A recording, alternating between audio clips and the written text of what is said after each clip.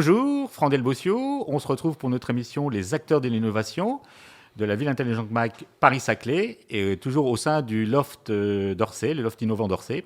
Aujourd'hui, j'ai la chance de recevoir Patrick Biessy de la société Signify. Bonjour Patrick. Bonjour Franck. Alors Signify, c'est quoi? Alors Signify, les gens nous connaissent plus sous notre nom historique. On a changé de nom il y a quelques années maintenant. Signify, c'est Philips Lighting. Donc Philips Lighting, c'est une start-up d'un peu plus de 120 ans. C'est une société qui a dans son ADN l'innovation.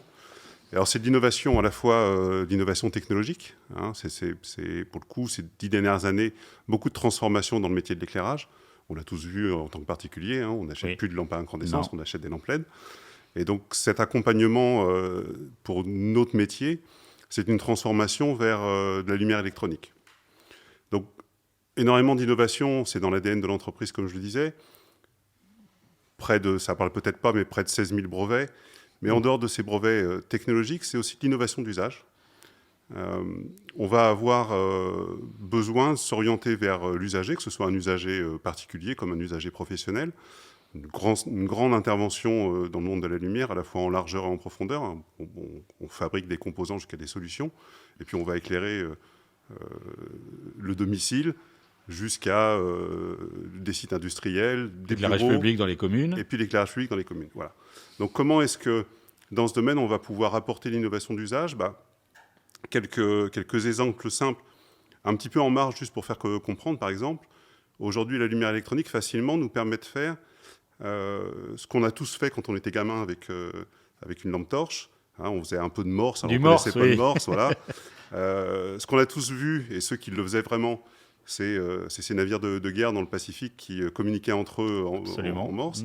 Un grand bénéfice pour eux, c'est que personne ne pouvait capter des messages radio, et donc cette communication, elle restait entre eux, et donc pas de scan sur ça. On reprend cette idée, donc c'est pas une innovation en tant que telle. La technologie, par contre, permet, en termes d'usage, d'apporter cette innovation d'usage sur la communication de données, et on va faire, à côté de ce qui est du Wi-Fi aujourd'hui, on va faire de la Li-Fi. Voilà, donc je ne sais pas si je peux le montrer à l'image. Tout à fait, oui. Un simple petit dongle qu'on vient mettre à côté de votre portable. On le connecte en USB, tout le monde connaît ça. Et puis le luminaire va, alors, dans un spectre de lumière qui en plus ne se voit pas, donc on ne va pas avoir de gêne pour l'œil, quoi.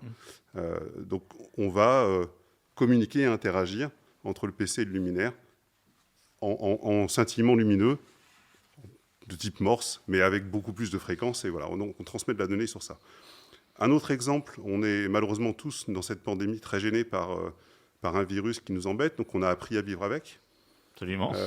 On utilise beaucoup de lingettes pour désinfecter les surfaces, on utilise beaucoup de gel pour se désinfecter les mains. Ce qu'on ne sait pas faire, par contre, ou très difficilement, c'est désinfecter de l'air. Donc on a utilisé une technologie qu'on connaît depuis longtemps, qu'on utilise, alors vous ne le voyez pas, votre eau du robinet, elle arrive pure, mais bien souvent, elle est purifiée par des UVC. Cette technologie qu'on maîtrise depuis plusieurs dizaines d'années, on l'a adaptée en termes d'usage à la désinfection de l'air. Donc on a aujourd'hui, pour répondre aux besoins qu'on traverse, redéveloppé cette technologie pour un besoin nouveau. Donc c'est ce qui est un petit peu l'ADN. On n'est plus dans la lumière, là. On est toujours dans la lumière, puisque c'est des lampes. Oui. C'est des lampes. Alors celles-ci sont des lampes conventionnelles, c'est des lampes qui émettent de l'UVC, c'est pas une lumière qui se voit, mais qui va venir détruire l'ADN de ces virus qui nous embêtent tous, quoi. Voilà. Vous avez parlé un petit peu du Li-Fi. Comment ça se développe aujourd'hui? C'est une part d'activité qui prend beaucoup d'ampleur chez vous ou c'est Alors, c'est une activité qui va, en termes de besoins, répondre aux besoins. On reprend cet exemple de nos navires de guerre. Les gens qui ont besoin d'être sûrs que la communication qu'ils entretiennent... C'est beaucoup plus sécurisé que le Wi-Fi, paraît-il. Bien sûr. C'est-à-dire, pour le coup, là, si on a dans la pièce dans laquelle on se trouve un réseau Wi-Fi, il est assez facile pour des hackers d'aller venir à l'extérieur hacker ce qui se passe. On le voit aujourd'hui, il y a beaucoup d'agressions qui se font, beaucoup de... À travers le Wi-Fi, absolument. Voilà. Donc les exemples sont fréquents. Il ne se passe pas une semaine sans qu'on ait un exemple de données qui ont été captées. Et les captations se font bien souvent via un hacking de réseau Wi-Fi. Les gens qui auront besoin pourront utiliser cette technologie pour se protéger. Surtout que le Wi-Fi est beaucoup plus directionnel que n'est le Wi-Fi, je veux dire, quelque part. Donc, si vous n'êtes pas en dessous de l'émetteur, ouais, effectivement, vous ne recevez pas. Reprenez l'exemple de ces navires. les gens orientaient bien le projecteur vers le bateau avec lequel ils voulaient communiquer. Ça va être la même chose avec un émetteur et un récepteur Wi-Fi. Li-Fi, pardon. Alors, effectivement, il y a beaucoup d'acteurs qui commencent à se dégager autour du Li-Fi. Aujourd'hui, comment vous vous positionnez par rapport, en quoi vous êtes plus innovant que vos concurrents? En fait, ce qui nous permet d'être... on n'est pas forcément plus innovant que nos concurrents. Ce qui nous permet d'être positionnés, c'est cette présence qu'on a dans notre verticale de la lumière, dans le bâtiment, où on va être capable de venir créer autour du luminaire un environnement d'IoT. Le luminaire devient un pont de l'Internet des objets dans le bâtiment ou dans la collectivité. Tout à fait. Pour le coup, la chance, entre guillemets, que l'on a, c'est qu'il n'y a rien qui est plus dense dans un bâtiment comme dans l'espace public, en termes d'équipement technique, qu'un luminaire, quoi. Tout à fait. Donc le luminaire devient un vrai pont de communication, et la lumière devient un langage, on va dire, mais c'est un vrai pont de ce langage, de l'Internet des objets. Donc c'est les solutions qu'on développe, une nouvelle fois toujours calées sur le besoin. Hein, rien ne sert de développer une technologie qui ne va pas caler à un besoin et servir à l'usager. Donc même chose sur des solutions pour les smart cities. On va venir se connecter en face du besoin que les administrés vont exprimer vers les élus pour venir apporter ce qui est un plus et non pas simplement de l'innovation pour dire qu'on a fait de l'innovation dans la ville. C'est tout à fait. Donc vous touchez aussi les sujets comme le smart lighting dans les collectivités. Alors tout à fait, c'est effectivement là aussi, même transformation de notre métier, de la lumière qui devient de la lumière connectée, connectable.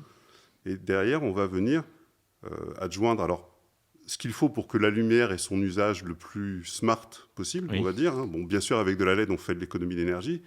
Et après, on est aussi capable d'adapter la bonne lumière au bon moment, au bon endroit. Exactement. Donc ça, c'est presque une base sur laquelle on a poussé jusqu'à l'extrême une grande chaîne de valeur en termes de solutions simples qui vont juste se caler sur une modélisation de l'usage. Pour le coup, on va avoir un luminaire qui va tout seul fonctionner quand on imagine qu'on a besoin qu'il fonctionne, et puis au bon niveau. Et puis après, on en a qui vont vraiment s'adapter. C'est des capteurs, c'est des capteurs simplement de présence, mais ça peut être des capteurs de flux. Et puis, derrière, on va venir connecter d'autres choses. On peut connecter, puisque sur ce, on transmet, on récupère de la donnée. On peut connecter des capteurs sur du stationnement, sur de l'usage, sur ce qui peut se passer techniquement sur l'espace public. Hein, c'est éventuellement les bennes de collecte de déchets. On est dans la lignée d'un sujet qui passait tout à l'heure. Oui. On peut imaginer qu'effectivement, le connecteur qui va récupérer la donnée, il est sur le luminaire. Et à ce moment-là, il va utiliser le pont qu'on a créé, nous, pour la lumière, de messages de données. Et sur ce, sans venir créer de l'infrastructure supplémentaire, quoi. C'est très intéressant, tout ça. Quelles sont vos perspectives de développement, en gros ? On a un gros positionnement de ces solutions sur le marché à développer. C'est une évolution forte. Le smart est un petit peu partout aujourd'hui. Donc on a besoin de se positionner clairement sur ça. On a des perspectives qui sont assez intéressantes. C'est le grand développement que l'on attend du marché. De la Smart City notamment, et tout ce qui tourne autour de ces développements. Quoi. Et du positionnement du Smart Lighting comme un pont au milieu de ça. D'accord. Patrick, merci, parce que c'est très intéressant. Merci Franck, d'être venu nous parler un peu de votre société. Nous, on se retrouve très bientôt pour une nouvelle émission. Merci de votre écoute. À très bientôt. Au revoir. Au revoir.